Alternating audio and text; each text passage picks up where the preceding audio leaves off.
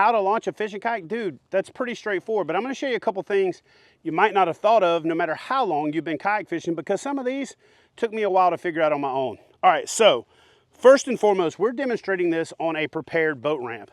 For one, it makes shooting the video easier. And two, this is a lot of where folks are going to get into trouble.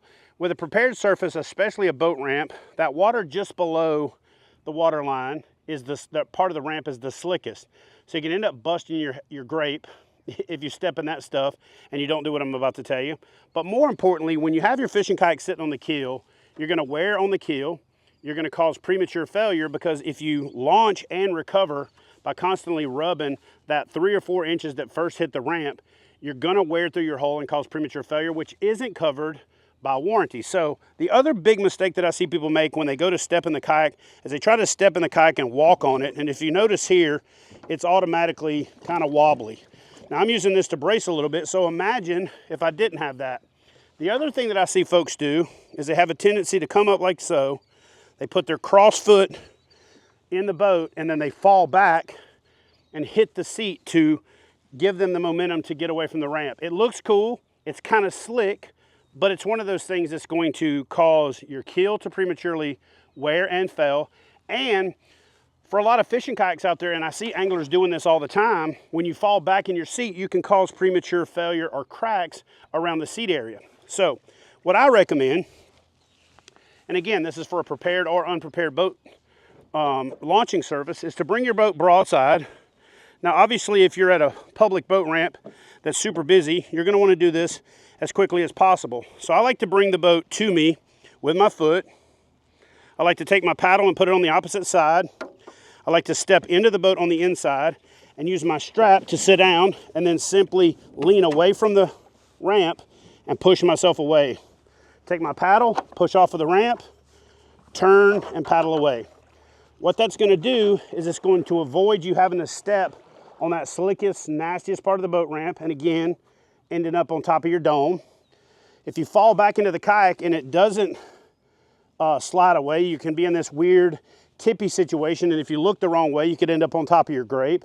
And again, it's going to cause premature failure of your boat where it's wearing, or by falling back into the seat. And I've seen way too many kayak companies get blamed for their boat cracking because I see big dudes like myself just falling back into the seat, and that's not what the seat was designed to do. Now, when it comes to recovering, you're going to want to do the same thing. So let me just back up a little bit and demonstrate. This is actually more important, that you don't just run into the boat ramp, which a lot of folks want to do so that they don't take up the ramp while they're going to get their vehicle. But let me just give you a quick suggestion on how I think you should do it. As you're coming into the boat ramp, you got a little bit of momentum.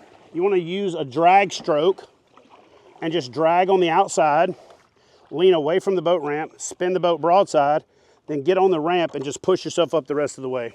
Once you get there to where you can put the boat on the ramp, if you're happy with it, if not, lean away, push up.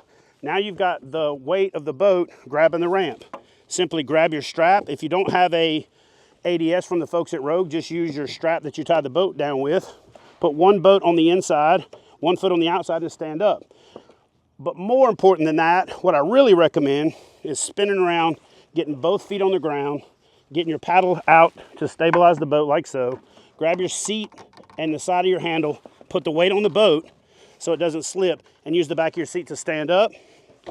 Then you're gonna grab your drag strap, pick up on the front of the boat and bring it around while you go get your truck, so you don't drag the nose on the concrete, cause your boat to prematurely fail. You're contacting your dealer, my boat's got a hole in it. You're contacting the company and they're like, that's not really covered, because you're not supposed to run your boat up and down on the ramp. It's like taking a stick and rubbing it on concrete to sharpen it. It's not designed to do that. Don't do that, and you'll avoid frustration. But more importantly, you won't end up writhing in pain, flopping around in the water when you slip and busted your grape at the boat ramp.